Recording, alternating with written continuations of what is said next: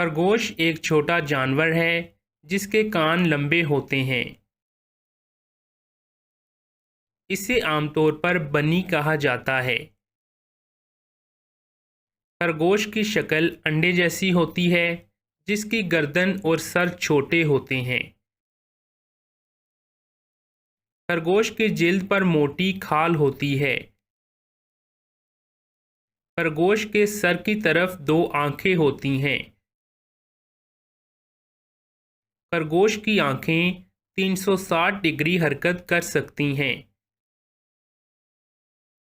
खरगोश की चार छोटी लेकिन ताकतवर टांगें होती हैं।